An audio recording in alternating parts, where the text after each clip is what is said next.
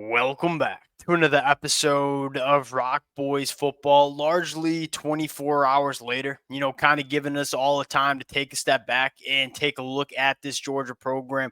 What are the changes that need to be made heading into 2025? And look, I think there's a laundry list of potential changes that we see for this Georgia program. It probably starts on the offensive side of the football with a few different things, but I want to start with the landscape of college football and how it's changed and how it's made it harder for a program like Georgia to dominate like they have been the last couple of years. And I think it starts with the transfer portal. And this is probably a conversation that a lot of Georgia fans have had over the last couple of years.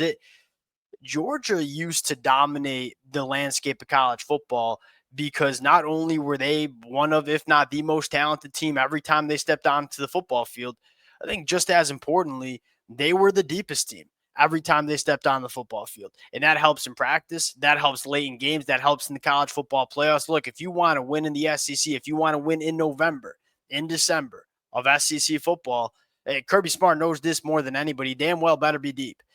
It's getting harder in this era of college football to hold on to your depth. You go back 5 years ago, a lot of really good football players on this Georgia roster would sit and wait and kind of wait for their time to get on the football field and show what they can do. They're waiting behind a lot of good football players, but they'd be patient and wait. You kind of look at this era of college football, and this isn't just a problem for Georgia. It's a problem for Alabama. It's a problem for Oregon. It's a problem for Ohio State. All these programs that compile so much talent out of the high school ranks have these deep rosters. It's hard to hold on to that depth with how easy it is to enter the transfer portal. A lot of players on this Georgia roster that don't play, can play at other programs. And it's easy to make that change now. And you're seeing that happen a lot for some of these top programs that you see across the country, which has made it harder to dominate the way we've almost been used to seeing Georgia dominate the last couple of years. Now, that's not meant to be an excuse because Kirby Smart is going to turn over every stone, so to speak, in terms of how do we make this program better heading into 2025. And I don't think the changes, it's not rocket science to me. I mean, you look at the offensive coordinator spot we're going to talk about. I don't think that's where you should start, but I think that's where Georgia fans want to start. So we're going to start there. We're going to take a look at upgrading this roster on the offensive side of football in terms of playmakers as well. Before we get into it, as always, Georgia fans, let it fly in the comment section. I got a lot of different takes in my notepad I want to get off my chest, some of which y'all might not agree with. Call me an idiot. I think that's the beauty of talking college football. So would love to hear from y'all in the comment section. Many of y'all have been rocking with the boys for a long time, so appreciate you guys. If y'all do enjoy the content, consider subscribing to the channel. Without further ado, let's get into, from my time on Twitter, from my time on the message boards, it sounds like conversation number one is the future of Coach Bobo. Look, I'm not going to get on the table and bang it defending Coach Bobo because this offense wasn't good enough. Now, I think the conversation needs to start with the playmakers on the offensive side of the football, of which there just weren't enough.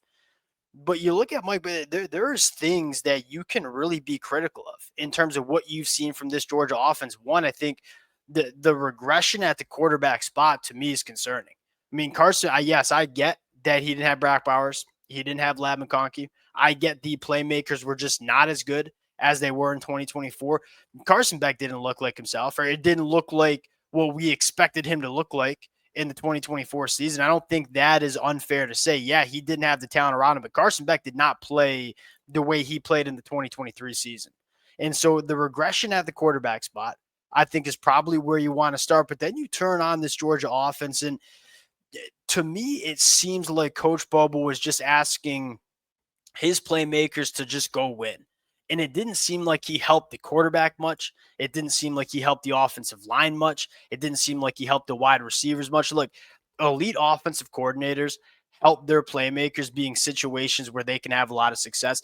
It just never seemed like there was a ton of easy for Georgia on the offensive side of the football. They were one of the least explosive rushing offenses that we saw in all of the country. Now, yeah, maybe the offensive line and running backs weren't necessarily what we needed.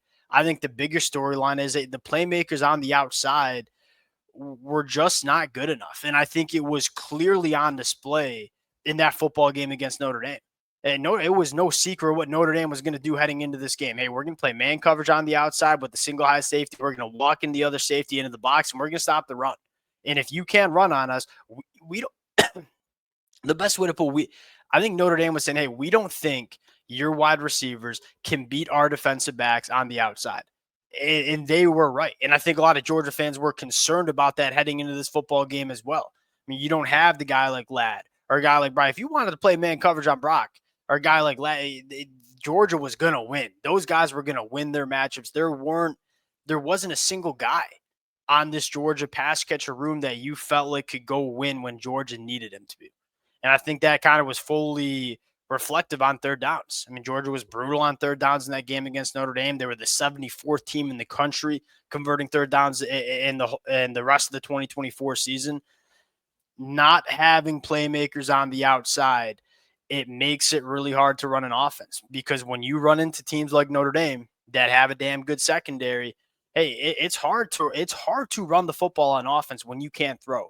And it's coming from a Michigan fan who experienced it all of 2024.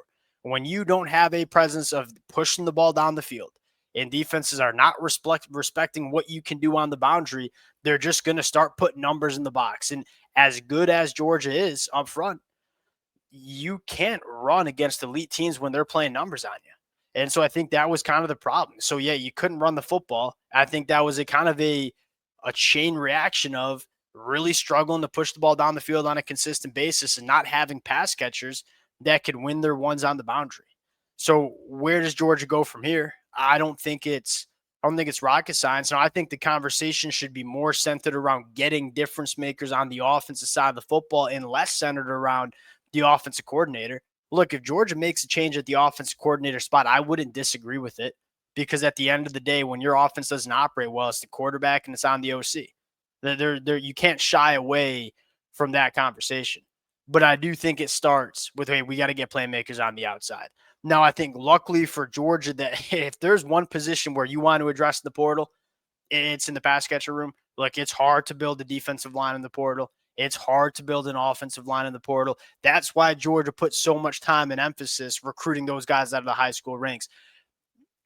The pass catcher room, it's a lot easier. There are a lot of good wide receivers in the portal that will make this Georgia team better. I want to start with probably my favorite. That's Noah Thomas, coming from Texas A&M. 6'6", 200 pounds, works vertically down the field exceptionally well. And I think what excites me about Noah Thomas is you saw the light flicker for him in 2024. I don't think it fully turned on. I think there's a very good chance it turns on in 2025. Noah Thomas would make a lot of sense for me. That's a guy that, again, I would trust Noah Thomas to be that bigger bodied boundary wide receiver that can go up and make plays for your quarterbacks when we just didn't have that kind of guy on our roster in 2024. Now, another one that I think is at the forefront of Georgia fans' minds is Zachariah Branch. Zachariah Branch as a pure wide receiver right now is not elite. You know, we saw how special this kid is in terms of the long speed, in terms of the movement skills, in terms of the twitch. We all saw that as a true freshman. He hasn't necessarily putting it together as a wide receiver. He hasn't translated those movement skills to running really clean routes and making catches when you're contested or making catches in traffic.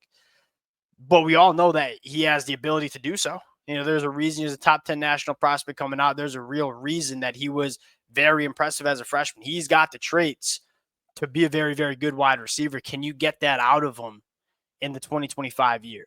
And at the end of the day, Georgia needs guys who can make plays with the football in their hands. Zachariah Branch is one of those guys. He's one of those pieces on offense where it's not hard to get him involved. Whether it's an end around, whether it's a screen, whether it's a quick slant, if you get this kid the football in space, you have the ability to change a football game. Zachariah Branch would make a lot of sense. And I think the last one's Crow White from Tennessee. This is a guy that is proven commodity in the SEC at Tennessee, a guy that's a slot wide receiver that catches most things that come his way, knows how to create separation, gives you some verticality as well with that long speed. Georgia needs to revamp this wide receiver room. Now, I think they're bringing in a pretty impressive group of pass catchers in the 2025 class, headlined by guys like Taylor and CJ Wiley. But I do think that this is priority number one. Let's just think about what if you put a guy like Noah Thomas or Zachariah Branch on this team. the scoreboard reflected a ugly game, a game that Georgia wasn't in. That we all know that's not true if you watch the football game. It came down to a few really, really big plays that changed games. You had 2 turnovers. One was giving Notre Dame a short field at the end of half. They scored a touchdown. You had a turnover that you were in the red zone. We're probably going to get points, and you came away with nothing. Notre Dame had 244 total yards of offense. They had a kick return for a touchdown as well. Probably should have mentioned that.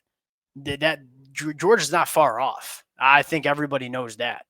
How does Georgia get back to where they want to be in 2025? To me, the conversation starts with the playmakers. You can have the conversation about Coach Bobo. Again, it's not me getting up here and defending it because the offense wasn't good enough. And when the offense isn't good enough, it falls on the offensive coordinator. But at the end of the day, I think the biggest problem Georgia has, and we saw it really on clear display, was you didn't have guys that scare defenses on the boundary. And if you don't have guys that scare defenses on the boundary, they're going to load the boxes to make it harder to run. When you have a guy like Brock or a guy like Ladd or a guy like George Pickens, and hey, we can't put that second safety in the box because if we do, George Pickens is going to beat us vertically. It's easier to run the football because it's numbers game. Georgia's got the offensive line. I don't think the offensive line was as good as we expected it to be. Monroe Freeland struggled in a big way at tackle this year, but I think it starts with getting difference makers on the outside and making defenses respect what you can do vertically. If you don't get that, it's really hard to run the football. Open up your offense. That's kind of where it starts. We'll obviously break down the commitments as we see them come in for this Georgia program. Appreciate the Georgia fans rocking with the boys. They were my preseason pick to win the national championship. A lot of y'all been showing a lot of support for the last 12 months. Appreciate you guys. If y'all do enjoy the content, consider subscribing to the channel. We'll talk to y'all later. Peace.